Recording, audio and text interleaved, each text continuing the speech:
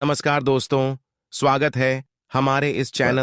दोस्तों, अगर आप अपनी लाइफ में कुछ नया सीखना चाहते हैं तो इस चैनल को सब्सक्राइब अवश्य करें। दोस्तों, साल 2023 में धनतेरस कब है? धनतेरस पूजा का शुभ मुहूर्त क्या है एवं धनतेरस में नई वस्तुएं खरीदने का शुभ मुहूर्त क्या है? ये सारे जानकारी आज के इस वीडियो में बताऊंगा, तो इस वीडियो को अपने फायदे के लिए पूरा जरूर देखना। दोस्तों, हर साल कार्तिक माह कृष्ण पक्ष की त्रयोदशी तिथि को धनतेरस मनाया जाता है। पंचांग के अनुसार इस साल 10 नवंबर 2020 को दोपहर 12:35 से धनतेरस की शुरुआत और 11 नवंबर 2022 को दोपहर 1:57 पर इसका समापन होगा। धनतेरस पर पूजा का शुभ मुहूर्त शाम 6:20 से शुरू होगा, जो कि रात 8:20 तक रहेगा। त्रयोदशी तिथि शुरुआत 10 नवंबर 2030 को दोपहर 12:35 में शुरू होगा, जो कि अगले दिन 11 नवंबर 2030 को 1:57 में खत्म होगा। दोस्तों, धनतेरस पर खरीदारी का शुभ समय है। धनतेरस सोने चांदी और बर्तन या घर का कोई भी सामान खरीदने का शुभ मुहूर्त है। दोपहर 2:35 से शाम 6:40 तक रहेगा। अगर आप इस दिन खरीदारी नहीं कर पाते तो आप अगले दिन यानी 11 नवंबर को दोपहर 1:56 तक खरीदारी कर सकते हैं, क्योंकि धनतेरस तिथि अगले दिन दोपहर तक रहेगी। दोस्तों, अब आइए जानते हैं कि धनतेरस के दिन हमें कौन कौन सी वस्तुएं खरीदना चाहिए। दोस्तों, ये जानकारी बताने से पहले आप सभी दर्शकों से छोटी सी प्रार्थना है। अभी इस वीडियो को नहीं किए हैं तो लाइक कर चैनल को सब्सक्राइब जरूर करना। दोस्तों, 5 दिनों तक चलने वाले दीपावली के महापर्व में धनतेरस का त्योहार सबसे पहले दिन मनाया जाता है और हिंदू पौराणिक मान्यता के अनुसार धनतेरस की तिथि पर भगवान धन्वंतारी का जन्म हुआ था। भगवान धन्वंतारी को आयुर्वेद और अच्छी सेहत के देवता के रूप में पूजा जाता है। दिवाली पर धनतेरस के दिन भगवान धन्वंतारी की पूजा करने से जीवन में सुख समृद्धि ऐश्वर्य और अच्छी सेहत का आशीर्वाद हासिल होता है। साथ ही दिन खरीदारी करना भी बहुत शुभ समझा जाता है। धनतेरस के दिन हर तरह के शुभ कार्य शुरुआत किए जा सकते हैं। इस दिन विशेष रूप से सोना और चांदी के आभूषण, नए बर्तन आदि खरीदे जाते हैं। धनतेरस के दिन इस तरह के विशेष चीजें खरीदने पर मां लक्ष्मी जी का आशीर्वाद मिलता है। ऐसी मान्यता है कि धनतेरस के दिन हम जिस भी वस्तु की खरीदारी करके लाते हैं उसमें 13 गुना की वृद्धि होती है। इसलिए आपको ध्यान रखना है कि कोई भी ऐसी गलती ना करें, ऐसी वस्तु खरीद ना लाए जिससे कि अशुभता आ जाए। धनतेरस के दिन ये चीजें कौन सी है, खासकर मैं आज की वीडियो में आपको बताऊंगा कि आपको इन 13 विशेष चीजों में से आपको कुछ ना कुछ वस्तुएं खरीदनी ही चाहिए। अगर आप सभी 13 वस्तु ना खरीद पाए तो इनमें से जो भी आपकी सामर्थ्य व वस्तु आप घर पर खरीद कर ला सकते हैं। धनतेरस के दिन मां लक्ष्मी जी, कुबेर देवता और धनवंतरी भगवान की पूजा करने से घर हमेशा धन धान्य सुख सुविधा और वैभव से रहता है। धनतेरस के दिन जो लोग सोने चांदी से बने हुए आभूषण या सोना चांदी ना खरीद पाए, उन्हें भी ऐसी कुछ चीजें जरूर ही खरीदनी चाहिए। सबसे पहले वस्तु है झाड़ू। धनतेरस के दिन नई झाड़ू खरीदना बहुत शुभ समझा जाता है। झाड़ू को मां लक्ष्मी जी का प्रतीक समझा जाता है और ऐसा समझा जाता है कि नई झाड़ू से धनतेरस के दिन पहले पूजा करके फिर उसका उपाय करने से घर की सारी नकारात्मक ऊर्जा दूर हो जाती है और घर में सुख का वास हो जाता है। अगर हो सके, समर्थ हो, तो धनतेरस के दिन एक झाड़ू का गुप्त दान करना चाहिए। इसे आप मंदिर में किसी चौराहे पर या ऐसी जगह पर जहां से कोई भी जरूरतमंद मानव इस झाड़ू को उठाकर ले जाए, वहां पर आपको रख देना चाहिए। दूसरी वस्तु है साबुत धनिया। धनतेरस के दिन आप कुछ लेकर आए या ना आए, साबुत धनिया तो हर कोई ला सकता है। साबुत धनिया लाकर दिवाली के दिन उसे पूजा करने के बाद अपने ही घर में क्यारी में गमले में डालना चाहिए। और ऐसा करने कहा जाता है कि घर में आपके जो भी धन है, जो भी आय है, उसमें बरकत होने लगती है। अगर आए दिन अनावश्यक रूप से खर्चे होते हो तो उसमें भी रोक लग जाती है। इस दिन नमक भी खरीद कर लानी चाहिए। नमक अगर आप देली वाला लाते हैं तो और भी शुभ है, परंतु आजकल देली वाला नमक मिलना हर जगह पॉसिबल नहीं होता है। तो आप जो भी नमक आपको मिल पाता हो वह नमक आप इस दिन घर पर लेकर आए। धनतेरस से लेकर दीपावली के अगले दिन गोवर्धन और भाई दूज तक आप इसी नमक का उपाय करें और इन 5 तक लगातार आपको नमक का पोछा भी घर में लगाना चाहिए। ऐसा करने से दरिद्रता दूर हो जाती है और घर से नकारात्मक ऊर्जा भी दूर हो जाती है। चौथी वस्तु जो आपको घर पर लानी चाहिए वह है गोमती चक्र। कहते हैं कि जिस घर में गोमती चक्र होता है वहां सुख, सौभाग्य और समृद्धि की वृद्धि होती है।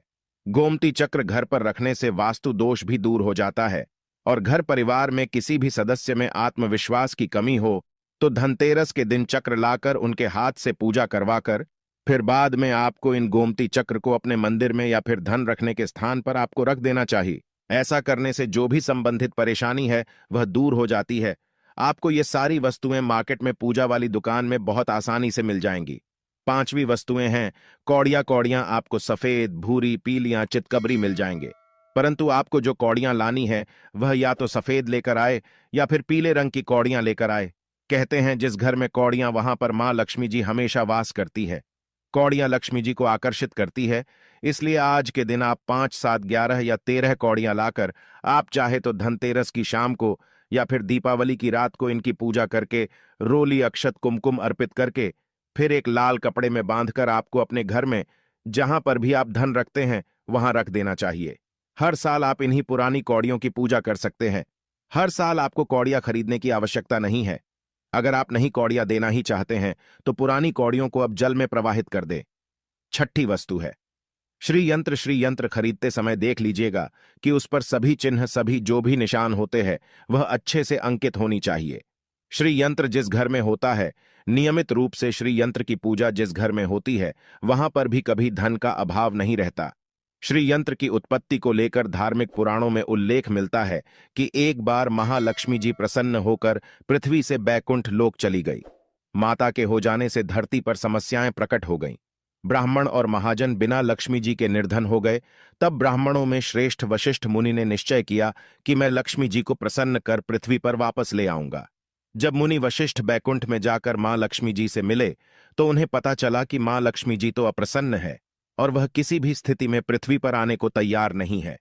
तब वशिष्ठ जी ने वहीं पर बैठकर भगवान विष्णु की आराधना शुरू कर दी। नारायण ने प्रसन्न होकर मुनि वशिष्ठ को अपने दर्शन दिए। वशिष्ठ जी श्री हरि विष्णु से कहा कि हम पृथ्वी पर बिना लक्ष्मी जी के बहुत दुखी, हमारे सारे आश्रम उजड़ गए, धरती पर वैभव खत्म होने वाला है। ये सुनकर भगवान विष्णु वशिष्ठ मुनि को साथ लेकर महालक्ष्मी जी के पास गए और उन्हें मनाने की कोशिश की, परंतु फिर भी मां लक्ष्मी जी नहीं मानी। तब उन्होंने कहा कि मैं किसी भी स्थिति में पृथ्वी पर वापस जाने को तैयार ही नहीं हूं। जब चारों दिशाओं में मां लक्ष्मी जी के पृथ्वी पर वापस न आने की बात फैल गई, तब देवताओं की गुरु बृहस्पति जी ने एक युक्ति सुझाए। उन्होंने कहा कि अब श्री यंत्र साधना ही एकमात्र उपाय बचा है जिससे मां लक्ष्मी जी को धरती पर आना ही पड़ेगा। गुरु बृहस्पति जी के निर्देशों से श्री हरि ने धातु पर श्री यंत्र का निर्माण किया और उसे मंत्र सिद्ध प्राण प्रतिष्ठा युक्त करते हुए दीपावली के 2 दिन पूर्व धन त्रयोदशी को श्री यंत्र पर स्थापित करके विधि विधान से उसका पूजन किया। पूजन खत्म होते होते माता लक्ष्मी जी को वहां आना ही पड़ा और वे बोली कि मैं किसी भी स्थिति में यहां आने के लिए तैयार नहीं थी। यह मेरा प्रण था, परंतु बृहस्पति जी की युक्ति से मुझे आना ही पड़ा। श्री यंत्र मेरा आधार है और इसी में मेरी आत्मा भी बसती है। यही कारण है कि धनतेरस के दिन श्री यंत्र खरीदना चाहिए और अपने घर में स्थापित करना चाहिए। 7वीं वस्तु है 7 मुखी रुद्राक्ष की माला या फिर 7 मुखी रुद्राक्ष। अगर आप धनतेरस के दिन 7 मुखी रुद्राक्ष को घर पर लाते हैं और फिर उसकी विधि विधान से पूजा करते हैं या भगवान शिव की पूजा में आप इस रुद्राक्ष को उपाय करते हैं, किसी भी मंत्र का जाप करते हैं, तो उससे भी आपके घर में कभी परेशानी नहीं, किसी तरह का कोई अकाल मृत्यु का भय नहीं रहता। क्योंकि दीपावली दीपों का त्योहार होता है और इस दिन अपने घर में अपने सामर्थ्य के अनुसार दीपक जलाए जाते हैं। धनतेरस के दिन भी दीप जलाने चाहिए। अगर आप चाहते हैं आपके घर में साक्षात मां लक्ष्मी जी का वास सदा बना रहे, पूरे वर्ष भर आपके घर में धन की कोई कमी ना रहे, आपको कभी कर्ज लेने की नौबत ना आए, तो ऐसे में धनतेरस की शाम को आप 13 दीपक घर के अंदर और 13 दीपक घर के बाहर जलाए। ऐसा करने से भी लक्ष्मी जी का आशीर्वाद हासिल होता है। और धनतेरस के दिन 8वीं जो वस्तु है वह आपको मिट्टी के दीपक जरूर खरीद कर लानी चाहिए। मिट्टी के दीपक आप अपनी सामर्थ्य के अनुसार खरीद कर ला सकते हैं। अगर हो सके तो किसी जरूरतमंद को जहां पर धन का अभाव हो, ऐसे घर में आप मिट्टी के दीपक का तेल सहित और बाती रुई सहित दान भी कर सकते हैं। 9वें वस्तु है जो आपको खरीद कर लानी चाहिए, वो है लक्ष्मी जी और गणेश जी की मूर्ति।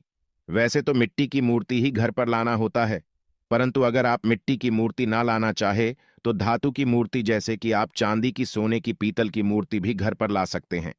अगर आपके पास पहले से ही मूर्तियां हैं तो आज जरूरी नहीं है कि हर दीपावली पर मूर्ति खरीदी। आथू की मूर्तियां हैं तो हर साल आप मूर्ति ना खरीदें, परंतु मिट्टी की मूर्ति है तो उनका विसर्जन कर आपको धनतेरस के दिन नई मूर्तियां लाकर उनकी पूजा विधि विधान से करनी चाहिए। धनतेरस के दिन खरीदी गई नई की पूजा आपको दीपावली की शाम को करनी चाहिए।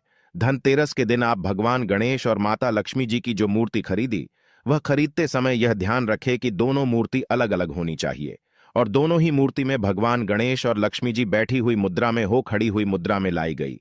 जो मूर्तियां होती हैं वह उग्र स्वभाव की ओर चंचल मानी जाती है।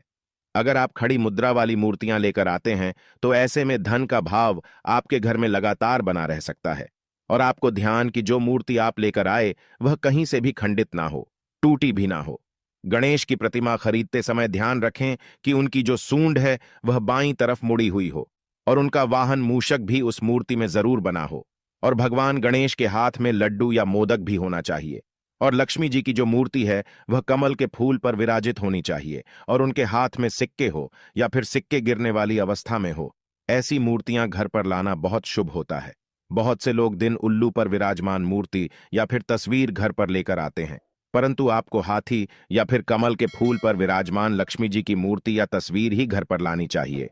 कभी भी प्लास्टिक ऑन ऑफ पेरिस, जिसे पीओपी कहते हैं, प्लास्टिक की मूर्तियां इस दिन नहीं खरीदनी चाहिए और ना ही पूजा में उनका उपाय करना चाहिए। आप सिर्फ मिट्टी की या फिर धातु की मूर्ति ही लेकर आए। अष्टधातु की मूर्ति भी आप ला सकते हैं। धनतेरस के दिन आपको जो 10वीं वस्तु खरीदनी चाहिए वह है कुबेर यंत्र। कुबेर यंत्र जिस घर में होता वहां पर धन के देवता कुबेर का वास होता है, साथ ही मां लक्ष्मी जी भी वहां पर वास करती है। आपको उत्तर दिशा में ही धन कुबेर यंत्र की स्थापना करनी चाहिए। इस दिशा का सही निर्माण परिवार में समृद्धि और खुशियों को लेकर आता है। साथ ही अगर आपके घर में किसी तरह का कोई वास्तु दोष है तो वह दोष भी दूर हो जाएगा और व्यापार में आपके कारोबार में खूब बरकत भी होगी। कई बार लोग खूब मेहनत करने के बाद भी उतना धन नहीं कमा पाते जितनी आप मेहनत करते हैं और मेहनत करने के बाद भी आपके धन की तिजोरी खाली ही रहती है।